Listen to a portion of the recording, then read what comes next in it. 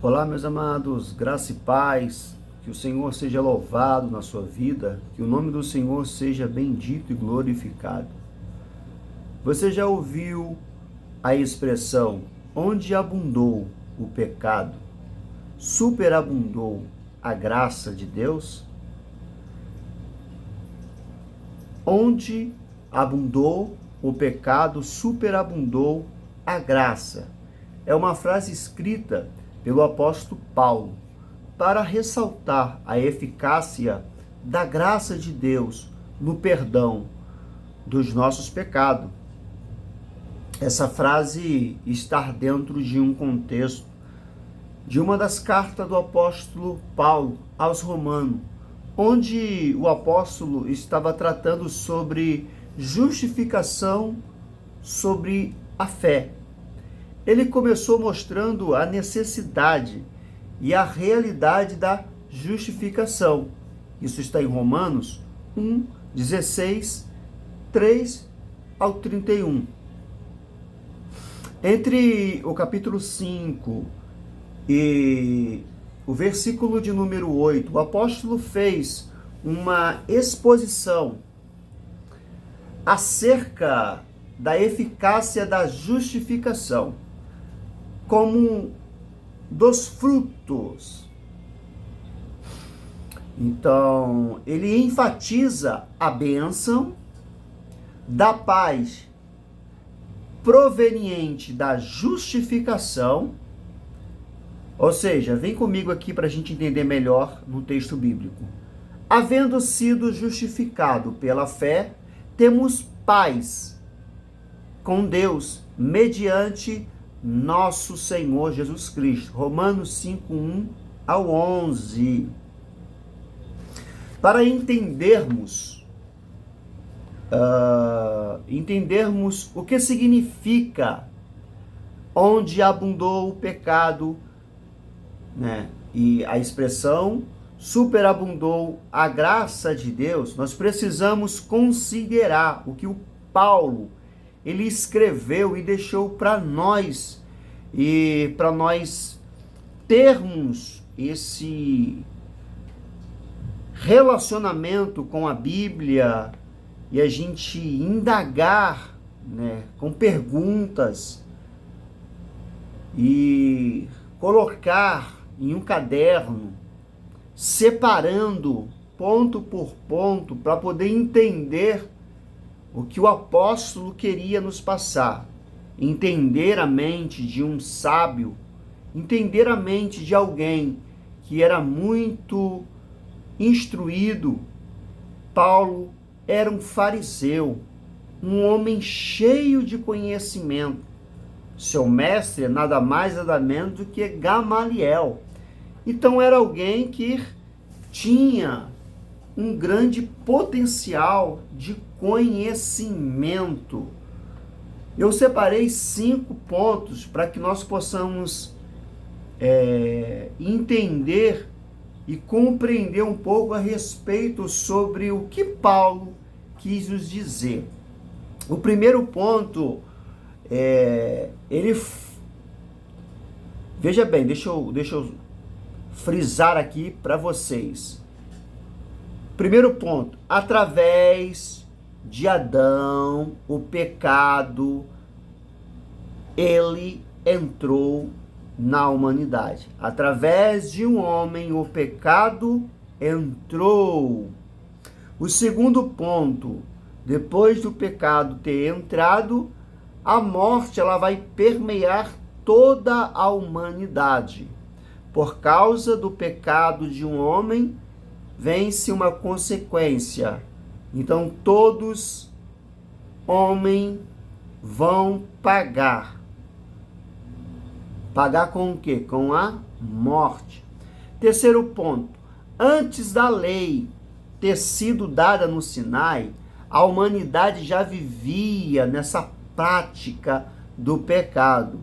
Antes da lei, né, Deus ter dado a Moisés, o pecado já estava ali. A humanidade já estava afundada no pecado. 4. a condenação pela transgressão procedida de Adão foi mais do que substituída pela justificação provida pela obra de Cristo, para que aqueles que pela graça soberana de Deus deposita nele sua confiança e encontra o Salvador. Quinto ponto, para nós entendermos e fecharmos esses 5 pontos. Uma só ofensa resultou em condenação para todos, assim como um só ato de justificação resultou em justificação para trazer vida. Esses 5 pontos, nós entendemos esses 5 pontos, compreender, e aí nós vamos ver que o pecado, ele abundou, o pecado, ele trouxe condenação, o pecado massacrou, o pecado humilhou, o pecado oprimiu e tem oprimido e tem feito tudo isso. O pecado, ele até parece bom, ele até parece doce, ele até parece agradável, ele até parece algo que você venha a olhar e se enganar com o seu brilho. Isto é o pecado.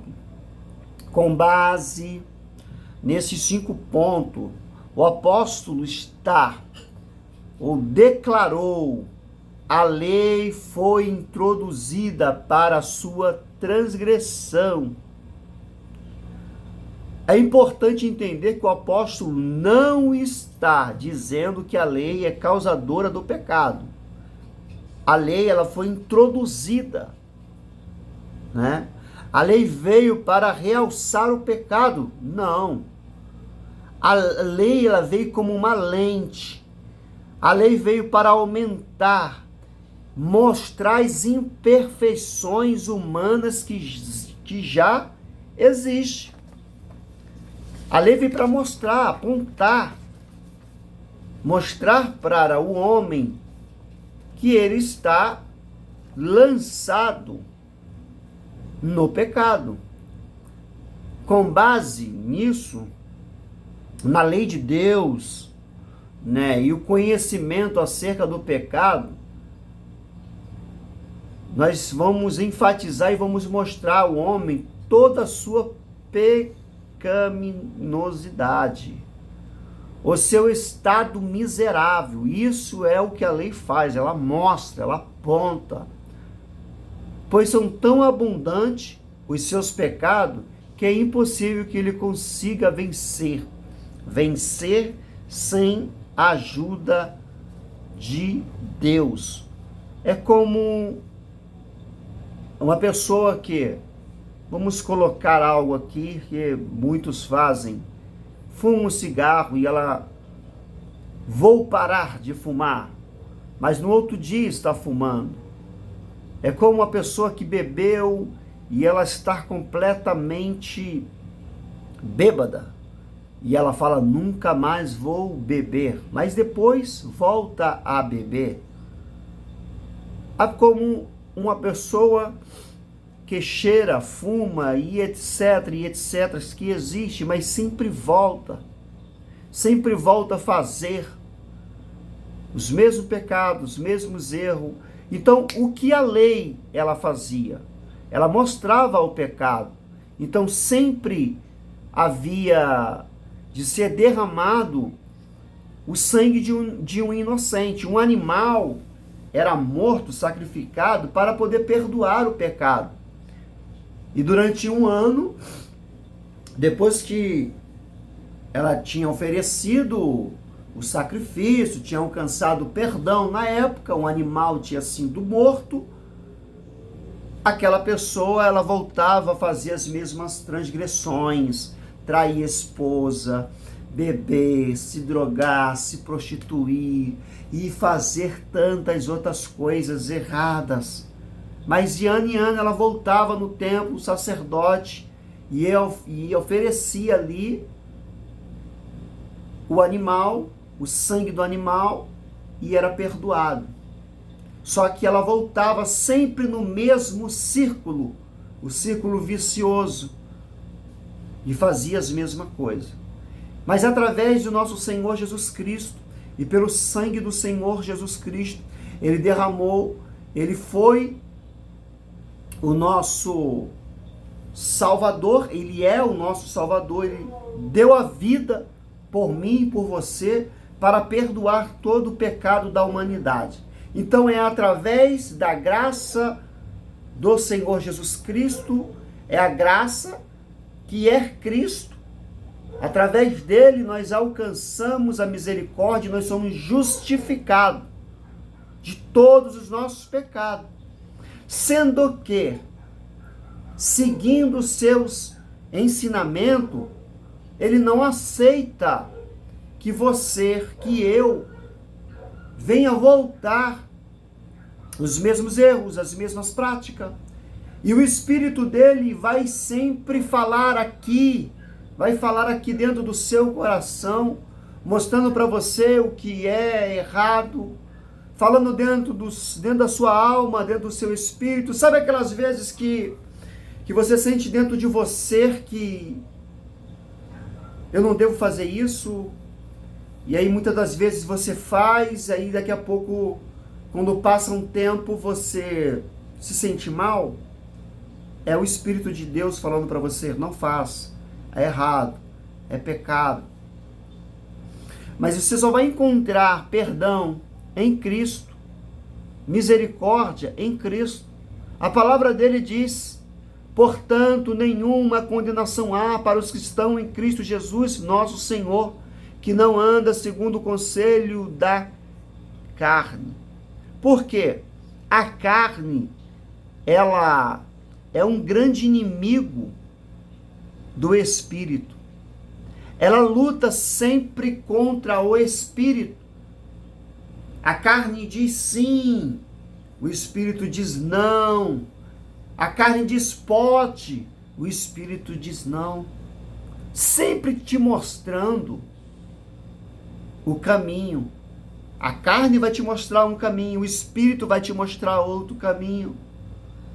Cabe a você decidir quem é que vai reinar dentro de você. Ou você vai ceder para a carne, ou você vai ceder para o Espírito. E qual é que vai estar dentro de você mais forte? A carne ou o Espírito? Deixe o Espírito ser mais forte.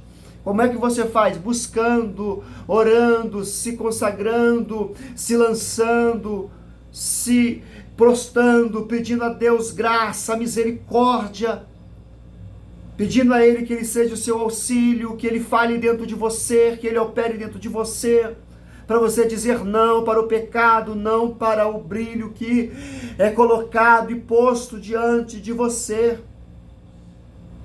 O pecado, ele não é colocado atrás, ele é colocado na frente, para você ser tentado. Não ceda às tentações.